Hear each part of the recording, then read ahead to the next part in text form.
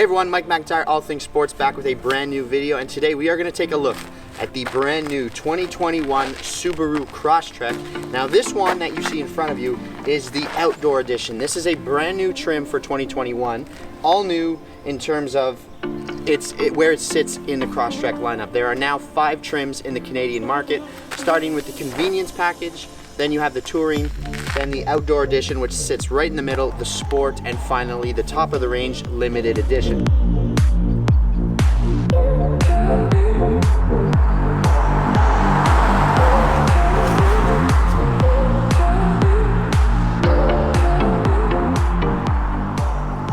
So being the Outdoor Edition, there are a few things that you get that only come on the Outdoor Edition model, beginning with the wheels. These are 17-inch wheels. You can see that these have a unique design. They're a little bit more rugged. So this is the only trim that gets these wheels. You also get some sort of enlarged cladding here. The raised surface here is a little bit taller compared to some of the other trims that you get in the Crosstrek lineup. The other thing that you get that's unique to the Outdoor Edition is these kind of gunmetal finishes that you get. So you get them on the mirrors, they're on the shark fin, they're on the badging on the back.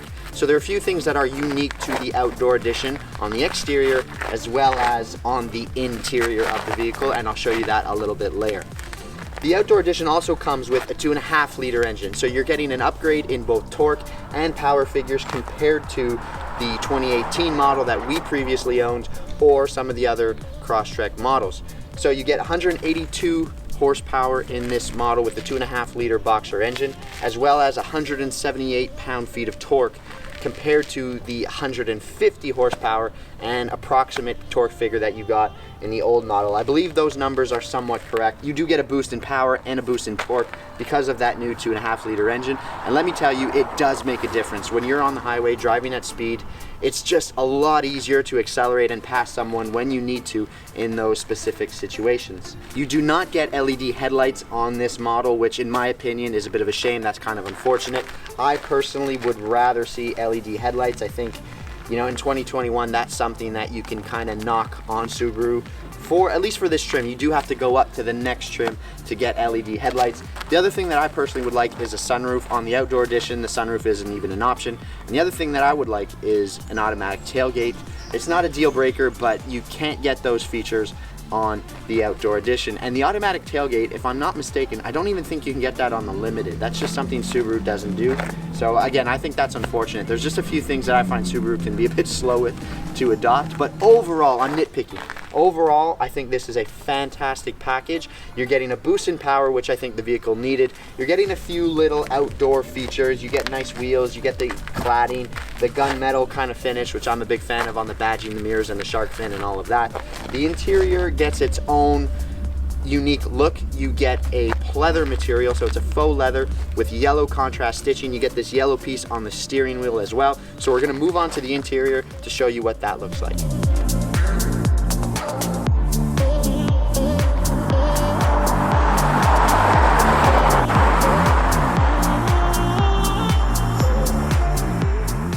Okay, so let's head on to the interior part of the vehicle. This one does come with the auto unlock and lock feature, so you can push that button there and you hear the vehicle lock. All you need to do is put your fingers behind the handle and it unlocks the vehicle. So now let's get inside. There's the steering wheel and the dash and all of that. We'll talk about that really quickly. Let's just push the button to show you the infotainment system, and then we'll give you a quick little look at the seats and the back seats back there. So this is a pleather material, or faux leather if you will, and it does feel quite nice to the touch. It does have that nice Crosstrek stitching right there with yellow contrast stitching throughout the interior. So you get it on the dash, you get it down there on the shifter, you get it over here on the armrest, as you can see. So overall, I do like the contrast stitching. That again is unique to the Outdoor Edition. You get it on the steering wheel as well as on this piece of the steering wheel right there. Again, I'm not the biggest fan of this bit of yellow here. I think I would have preferred that to be a dark kind of gunmetal color, but it doesn't make or break the vehicle at all. I like the stitching overall. I'm a big fan of that. I think it just looks quite good.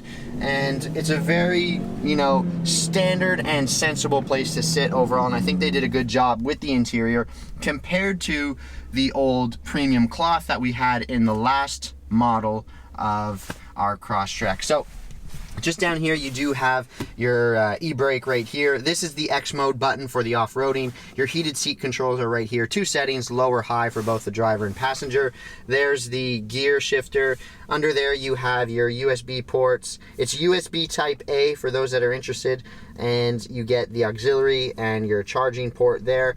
This is the climate controls. Obviously, it is not dual zone, but you do have, that's the same as the old one, your standard climate controls right there. And then you have the new screen and infotainment area. So the screen is now an 8-inch screen, larger compared to the old one, which I believe was 6.5 inches. This one is just nicer overall. The buttons and the knobs are the same. I'm a fan of physical buttons and as well as physical controls on the steering wheel, but the screen is a touch screen if you're interested in using the touch features. I'm personally a fan of physical buttons, but overall I like the screen. It's a bigger display. It looks good, contrasty, and it looks fine. Nothing to, you know, complain about on the screen. One thing that's kind of funny that we noticed is when you change the volume, it takes up the whole screen. So as soon as I change volume, I lose all the information on the screen. And then of course you have this little info display up here that can change between a few standard screens. So I generally keep it on this one, but you press the info button on the steering wheel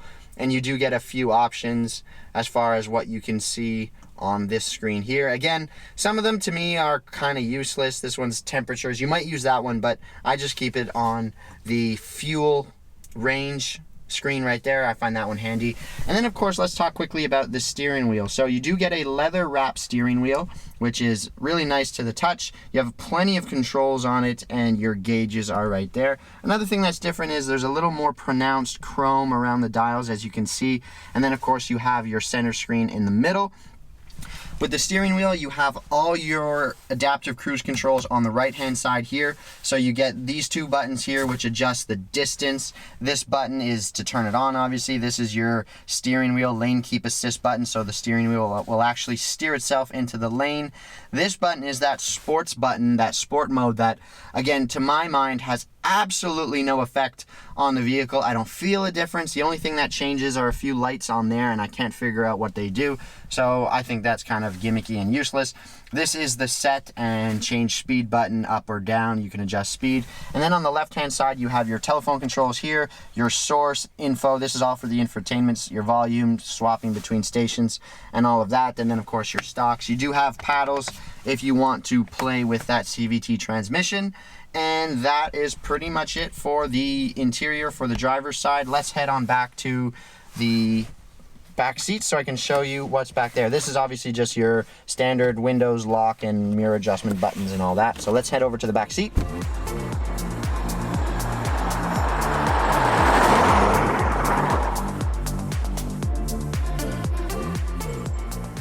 So here we go, we're in the back seat now, and I have the driver's seat set to where I would be sitting. Obviously, you can see I have plenty of leg room. I'm 5'7", I'm not an overly tall person, but I have plenty of leg room, plenty of headroom. You can see we have an armrest with a couple of cup holders. There's a look at the leather seating surfaces, or pleather, I should say.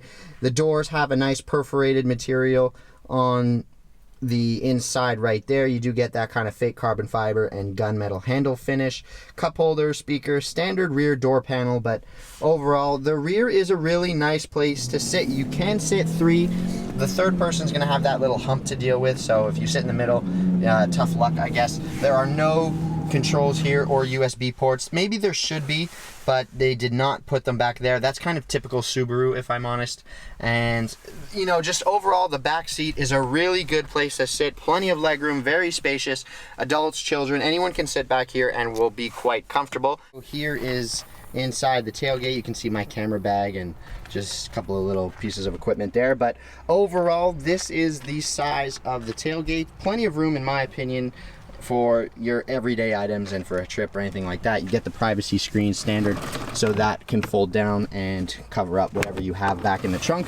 You do get this mat, which is nice. This heavy rubberized mat was not included on the last Crosstrek, so they give you this, which is a really nice touch, and I think they should, to be honest. And that's pretty much it. Nothing really to say. It is kind of a high bumper, but of course that's because you have the all-wheel drive system under the rear axle as well, so that raises the kind of bumper a bit, and you do have that extra ground clearance, obviously, because it's a Crosstrek. And that's pretty much it. So that's the rear tailgate. So there you have it. There's my review of the 2021 Subaru Crosstrek in the outdoor edition. Again, this is specific to the Canadian market, and in my opinion is definitely a winner in terms of what you get for your money. I think you get a lot of great features on it. The boost in power, you know, some of the little extras with the wheels and the interior finish and all of that is definitely a plus in my opinion. So I'm a huge fan overall of the Subaru Crosstrek, and for 2021, some of the new features that you get compared to the 2018 that I previously reviewed, I think it's a really, really good value for money option. Jack of all trades, you can kind of do everything, and I think it's a great package overall for 2021. So if you have any questions, please leave those down below in the comment section. I always get an answer out to you. If you enjoyed the video, please smash it with a like, and of course hit the subscribe button. I'm hoping to do a few more auto review videos, so if you guys are interested in those, be sure to hit subscribe so you can check out the channel and don't miss anything else. Mike McIntyre, All Things Sports, signing out for now. Thank you guys for watching, and I'll catch you in the next video. So then, take care. Peace.